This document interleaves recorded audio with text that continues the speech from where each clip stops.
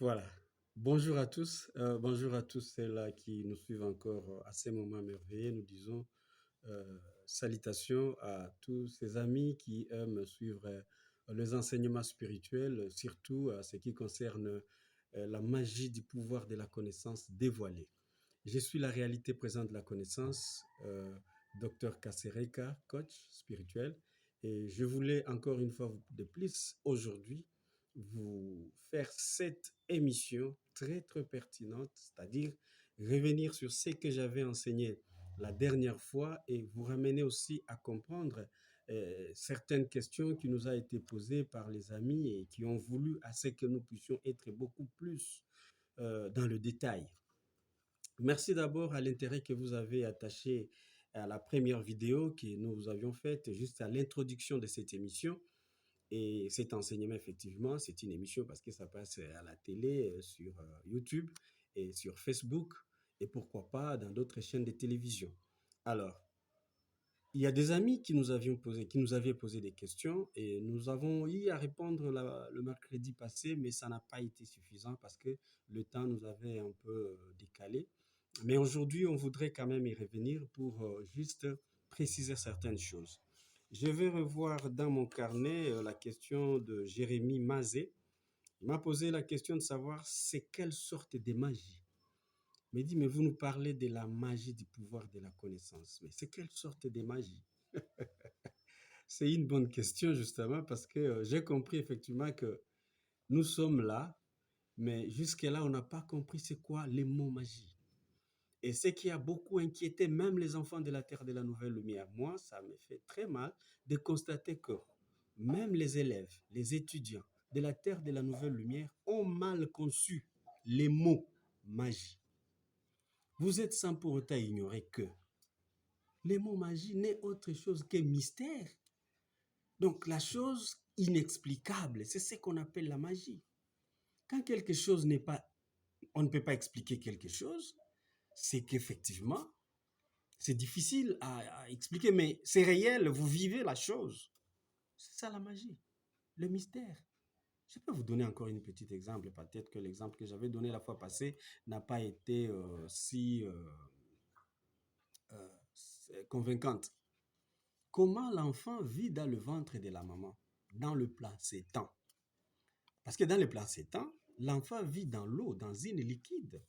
Il ne se nourrit pas par la bouche, ni par le nez, ni par quoi que ce soit parmi les 5 organes vitaux, ou bien les 5 sens, mais il ne se nourrit que par la nombril de sa mère et de lui-même, l'enfant. Dès là, il respire, dès là, il se nourrit. Il a son alimentation là-bas. Mais cette vie-là que l'enfant mène dans cet espace-là est magique.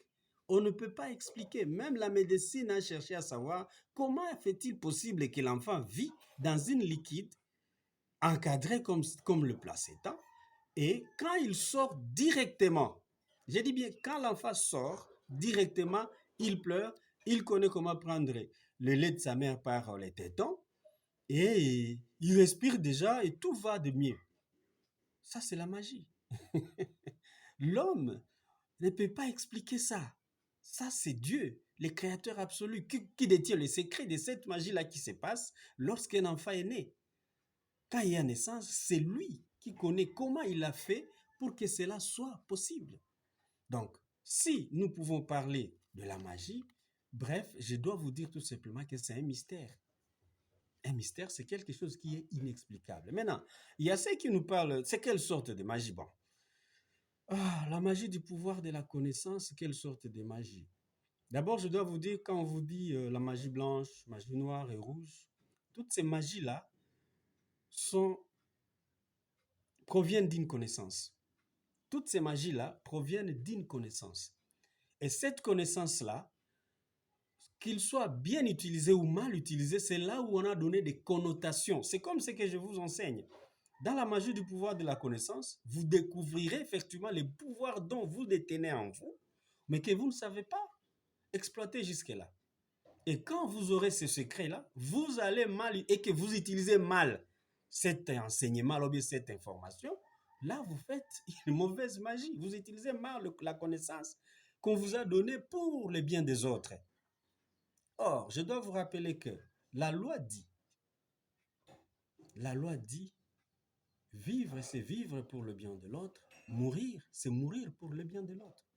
Et si moi aujourd'hui, je me permets de vous dévoiler le pouvoir de la connaissance que vous avez, donc j'accepte quelque part là de me sacrifier pour vous révéler ces choses-là qui furent cachées depuis des milliers d'années. Ça, je vous l'ai dit. Vous ne pouvez pas vous rendre compte, mais ceux-là qui me suivent avec des oreilles, ils vont comprendre, ils savent de quoi je vais parler dans cette émission. C'est pourquoi je dois vous dire encore une fois de plus, soyez là, écoutez, suivez avec beaucoup d'intérêt, car cet enseignement-là est destiné pour vous. Je dois encore revenir sur ce qu'il a posé comme question. Il dit, mais quel est l'avantage? L'avantage? L'avantage. Quel est l'avantage? Je ne sais pas. Quand vous préparez les foufous, vous les préparez pourquoi? Quand vous achetez quelque chose au supermarché, et un aliment quelconque, vous achetez un hamburger, vous achetez des saucisses, vous achetez, c'est pas des charcuteries, le pain et consort. Vous les achetez pourquoi?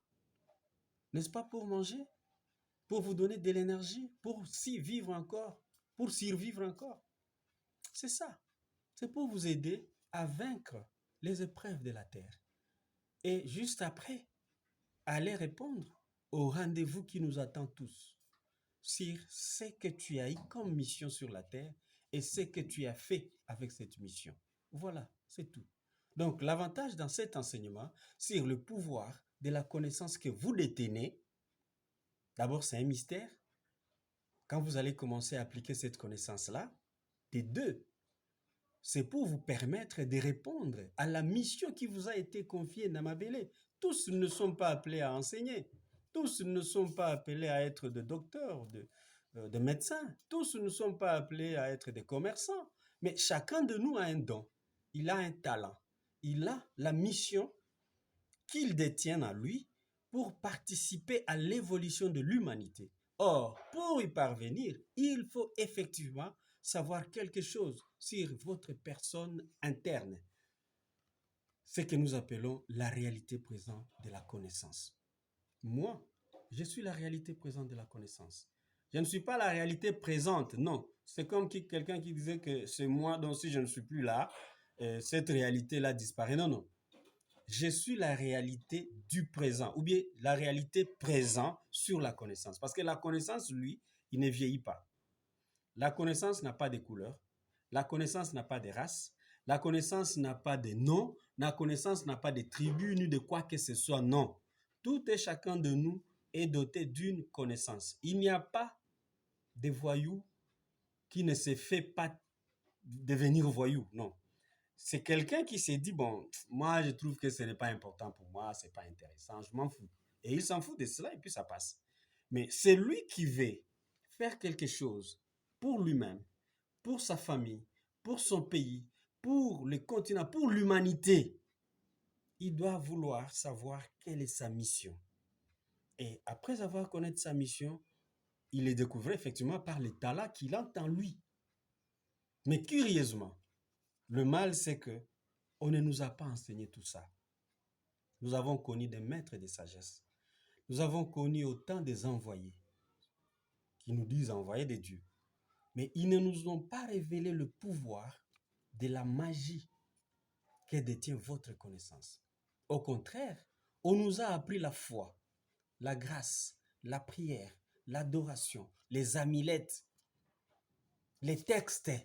Faut lire tel texte pour que Nzambe aille au caillou. Faut lire tel texte pour que tu réussisses dans ta vie. Les textes. Et effectivement, ça me ramène à la deuxième préoccupation que je voulais encore avant de continuer avec l'enseignement de la fois passée. J'ai trouvé des amis qui ont suivi la première émission, le Béninois, le Burkinabé, les Ivoiriens.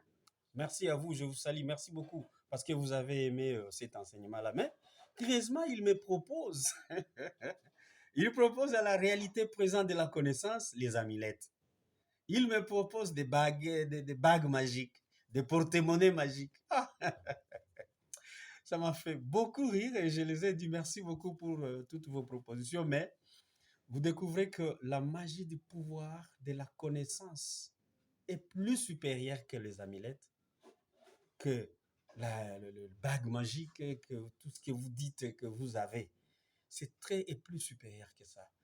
Donc, et à ce moment-là, j'ai une proposition de 10, hein, 10 à 11. Si vous entrez dans le site, vous allez trouver, hein, sur Facebook, vous allez trouver qu'il y a ceux qui m'ont proposé de l'argent même sur Facebook. D'autres m'ont demandé mon numéro sur WhatsApp. Je les ai envoyés. Quand je les ai envoyé le numéro, je croyais que c'était en question, des questions privées. Mais curieusement, c'était pour me proposer ce que j'appelle leur manière de penser. Parce que leur connaissance aussi a été limitée à ce genre de choses, à ce genre de pratiques, à ce genre de travaux. Maintenant, laisse-moi vous dire pourquoi j'ai refusé et pourquoi j'ai voulu parler de la magie du pouvoir de la connaissance et vous les dévoiler. Après avoir constaté que nous, les Africains, je parle les Africains en général, vous qui êtes en France, en Europe, pardon, en Belgique, et en Allemagne, et tout ça, là, partout là en Europe, vous qui êtes à l'Occident, aux États-Unis, vous qui êtes partout où vous vous trouvez maintenant, et que vous avez eu la possibilité, ou bien vous avez eu la chance de suivre cet élément, c'est pour vous que j'ai pensé d'abord quand je me suis dit, je dois enseigner mes frères. Je dois révéler à mes frères la magie du pouvoir de la connaissance que vous détenez. Mais cette magie-là, ce pouvoir-là, a été détourné. On nous a détourné ce pouvoir-là jusqu'à ce que aujourd'hui nous ne sommes pas à mesure. Nous ne sommes pas à mesure de savoir qui nous sommes. Qu'est-ce que nous sommes venus faire sur la terre? Oui, parce que d'abord la religion est venue nous abrutir. La religion est venue nous rendre des inaptes. La religion est venue nous rendre des paresseux. La religion est venue nous rendre des non-réfléchisseurs. Donc, c'est-à-dire que vous êtes là, tout en disant qu'il y a un Dieu quelque part, et il a ses anges, ils me connaissent, je marche dans la piété, et comme je marche dans la piété, et ces anges-là vont me servir. Non, mon frère. Non, mon frère. Ces anges-là ne te serviront à rien. Effectivement, c'est pourquoi on vous a enseigné sur la foi. On vous a enseigné sur la grâce. On vous a enseigné la prière. On vous a enseigné l'adoration. Pourquoi? Parce que quand vous pratiquez ce genre de choses, ça c'est la religion, hein? Quand vous pratiquez ce genre de choses, vous êtes en train de prendre une énergie spirituelle très puissante que vous détenez et vous êtes en train de l'orienter chez un divin ou bien une divinité quelque part qui bénéficie de vos énergies. Et cette divinité-là ne vous donne rien que des miettes en retour. Regardez, regardez nos amis qui vivent dans des églises en permanence. Ils sont à la permanence, à la permanence. Que ce soit le sœur, que ce soit le frère, qu'est-ce qu'ils deviennent après? Rien du tout. Rien du tout. Pourquoi? Parce que toute leur énergie est bouffée par une égrégore. Ah oui, hein, ce n'est pas aujourd'hui que je vais parler de ça, mais je vous dis que c'était une façon de nous anéantir, de nous abrutir et de nous rendre vraiment inefficaces et inactifs. Partout où la religion se trouve, avez-vous déjà vu, je ne sais pas, hein, si peut-être ici chez moi au Congo, parce que je suis en République démocratique du Congo, je n'ai pas vu aucune usine dont l'église catholique a implanté quelque part. Non. Je n'ai pas vu aucune des églises de réveil.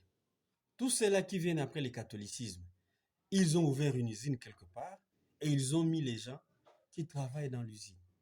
Même pas une usine pharmaceutique, même pas une usine de montage peut-être c'est pas quoi, même des fabrications de casseroles, même des assiettes. Non, il n'y en a pas. Mais ils ont des millions d'argent pour construire des cathédrales et des cathédrales, pour nous enseigner l'abruti, donc pour nous détruire et prendre nos énergies, les amener chez les divins, chez la divinité que vous-même vous connaissez, et cela est resté notre vie permanente. Je vis par la grâce. Bon frère, ah non, non, ça va, Zambazo Sala. Dieu fait quelque chose. Oui, Zambazo Sala, c'est bon. Mais est-ce que c'est ça la mission qui t'a été confiée? Regardez nos amis qui sont venus avec le maraboutage, que vous appelez le marabout. Et aussi, qu'est-ce qu'ils vous proposent? Les bagues magiques, les machins. Mais vous n'y exercez que la foi. Une baguette magique ou bien une porte-monnaie magique, qu'est-ce qu'il détient de spécial? Qu'est-ce qu'il détient de spécial? C'est la foi. C'est vous qui exercez votre foi à l'amulette ou bien à la chose là que on vous a remis. Vous dites, ah, comme je porte cette chose ici là, maintenant les choses vont marcher. Et je vais aller chercher du boulot et puis je serai. Non, c'est la foi. Alors, le pouvoir de la foi, l'énergie qui réside dans la foi, c'est ce que moi je vais te révéler dans ces enseignements. L'énergie que vous dépensez par la prière, c'est ce que moi je vais vous révéler dans ces enseignements. L'énergie, et ce n'est pas seulement ça. La magie du pouvoir de la connaissance est trop vaste. Nous arriverons même à vous démontrer les 12 énergies qui sont endormies en vous et qui ne fonctionnent pas. et c'est fini, hein? Vous allez jusqu'à 70 ans, c'est 80 ans et puis c'est fini. Non, non. Nous devons répondre à ce qui est comme pour nous devoir d'enseigner. Et c'est à vous de mettre en pratique. Donc ici, c'était juste une récapitulation de ce que j'ai dit la fois passée. Et je voudrais encore pour le quelques 10 minutes qui me restent, parce que l'émission c'est pour 30 minutes, mais l'enseignement c'est pour 30 minutes, je voudrais dans 10 minutes ici qui me restent dire ceci. La magie du pouvoir de la connaissance n'est pas une magie que vous pouvez considérer comme étant quelque chose de la Kabbale, quelque chose de l'occultisme, quelque chose de franc-maçonnerie, non, pas en tout cas rien du tout. C'est la capacité intellectuelle divine ou bien créative que le créateur absolu, c'est lui qui m'a créé et qui t'a créé. Pas celui qui a dit créons l'homme à notre image, à notre ressemblance. Non, pas celui-là. Sincèrement, pas celui-là. Je parle ici du créateur absolu. C'est lui qui a dit créer à notre image, à notre ressemblance, on en parlera après. Mais je vous parle de celui qui a envoyé ton esprit dans ma belle. Il a envoyé ton esprit pour un but, pour une mission. Et c'est ce que nous voulons te dévoiler. Et quand ton esprit est venu, il n'est pas venu vide. Non. On a donné à ton esprit les éléments que nous appelons les dons ou bien les talents. Il suffit alors qu'on vous donne la clé de découvrir, 1, vos talents, de 2, comment les utiliser. C'est ça, tout va marcher de soi. D'ailleurs, il est écrit dans le livre des morts que celui qui n'avait pas utilisé ses talents, qu'est-ce qu'on l'avait fait? Il a été châtié. On l'a ravi tout ce qu'on lui avait remis. Ici, sur la terre, Namabele, là où nous sommes, si vous ne connaissez pas vos talents, vous ne connaissez pas vos dons, vous ne pouvez pas évoluer. Vous pouvez ne pas, vous posez même une question simple et banale. Pourquoi dans les églises, le pasteur nous dit toujours que non, yoza musali ensemble, yoza la grand pasteur, yoza la grand évangéliste, yoza. L'évangélisation et le pastoral nous ont apporté quoi dans ces pays? Soyons sincères et clairs. L'église protestante a construit déjà combien d'usines? A construit déjà combien d'usines pharmaceutiques? Ils ont construit quoi pour le développement de ces pays? Or, le développement d'un pays, je dis bien le développement d'un pays, corriger ce qui a été écrit là-bas, que le peuple, la nation s'élève par la justice. Non. La justice n'élève pas une nation. Ce qui élève une